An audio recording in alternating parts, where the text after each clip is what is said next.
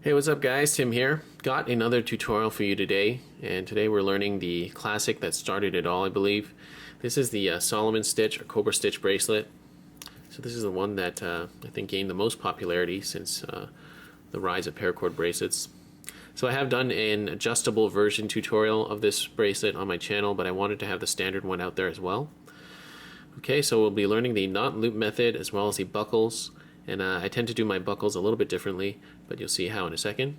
All right, and all related tutorials will be annotated down below and at the end of this video as well.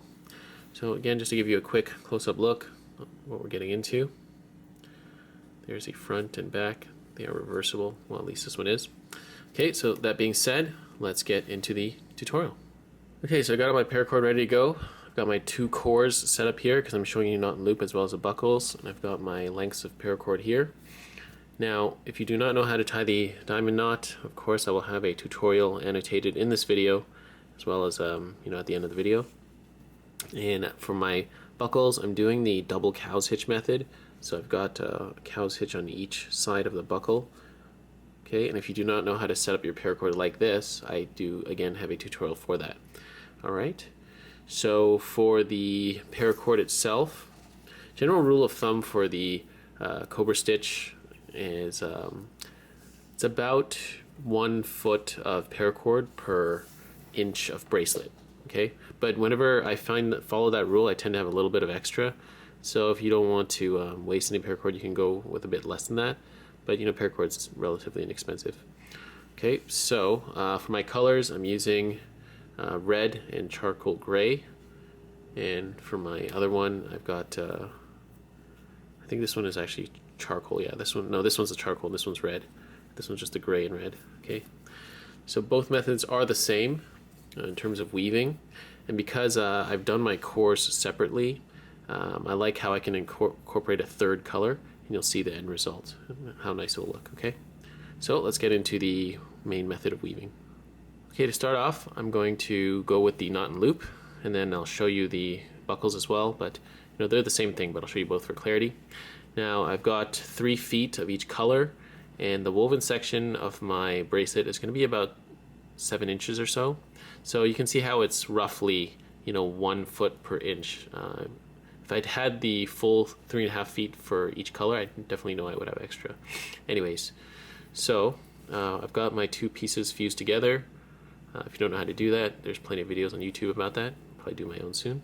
We're going to start by putting our paracord fuse section behind the loop here. And we're going to create about a 1/2 inch loop. I tend to just use my thumb. You can adjust it.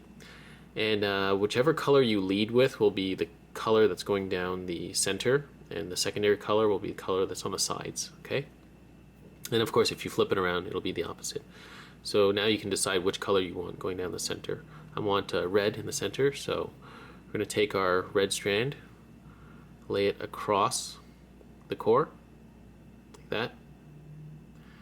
And then we're going to take our gray, we're going to go behind it, we're going to put the red behind it, the gray on top, or the charcoal on top. And then we're going to take the charcoal strand and put it through the loop on the other side here. Okay, be a lot more clear after I get the first one down.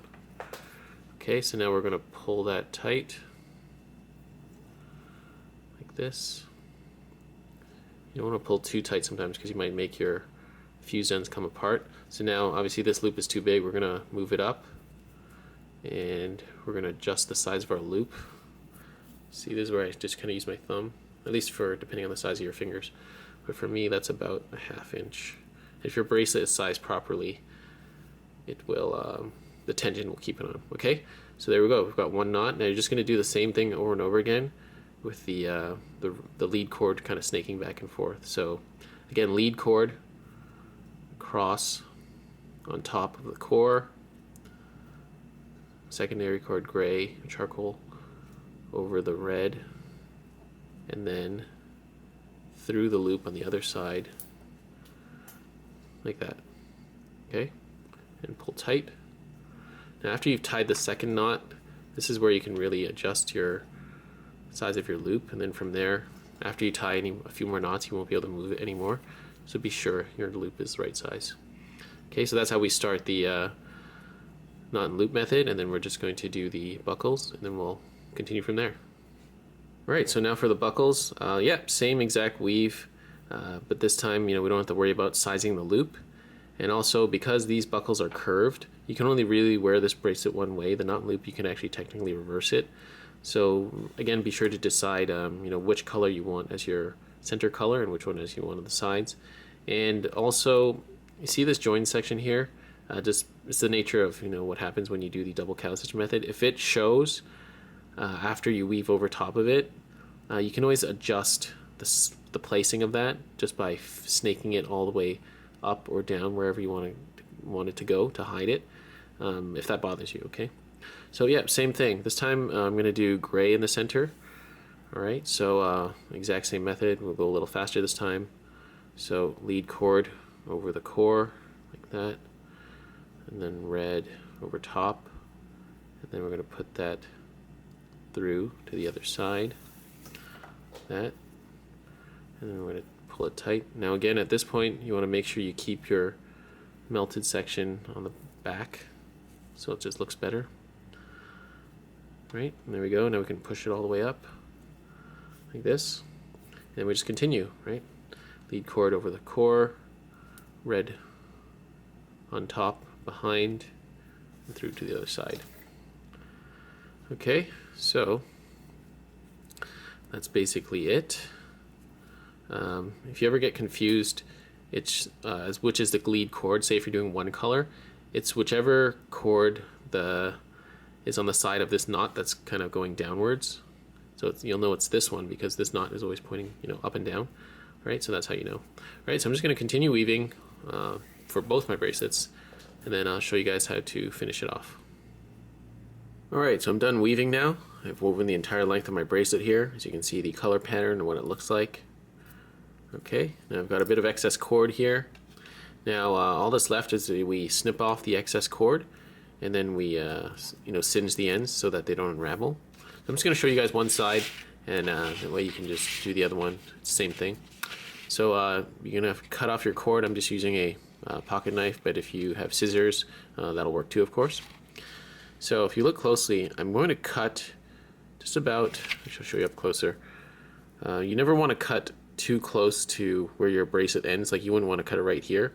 I would give just maybe a few millimeters of extra cord so when you melt it, it will liquefy and you won't end up singeing your bracelet. Okay, so let's do that. I'm just going to cut mine right about here, like that. Okay, so you can see there's a bit left. Now I'm going to take my lighter. Now I'm going to torch it just for a few seconds, and then after that, some people just like to press the side of their lighter against it. What I have here is just this is a tool for holding X-Acto blades. I like using this knurled texture part of the grip, and I press that against the end, and it gives me a nice little texture, and I think it matches the the bracelet itself, okay, or the texture of the cord. So if you have something like this, you can do that, or you can use a thimble and other stuff like that. All right, so here we go. Just going to melt it a bit. Okay, then I'm going to take my tool, press it like that. You definitely don't want to melt it too long because the cord will turn black and that won't look as good. So as you can see there, we've singed it and pressed it down. Now it won't unravel. Okay, so you're going to do the same thing on your bracelet, same thing on both sides, and then you'll be done. All right, and there we have it, guys. We are done. So I finished off my buckle version here, snipped and singed off the excess cord nicely. And I did forget to mention, if you are doing the knot and loop version, this would be the time to snip off the excess off your stopper knot as well, if you haven't already. Same process, just clip it off, melt it, press it down. Some people like to leave the two ends here so they can tug on them when they pull them through the loop. I like to take them off. Alright, so that is it. I hope I've explained everything clearly and concisely. If there are any things that were unclear, please be sure to leave a comment down below. I'll do my best to get back to you as soon as I can. And that's it, guys. This has been my tutorial on the Cobra stitch, or Solomon stitch as we know it. I want to thank you guys for watching, and if you haven't already, please do like, share, and subscribe. That would help me out a lot, and I'll see you guys on the next tutorial video. Thanks for watching, guys. Bye.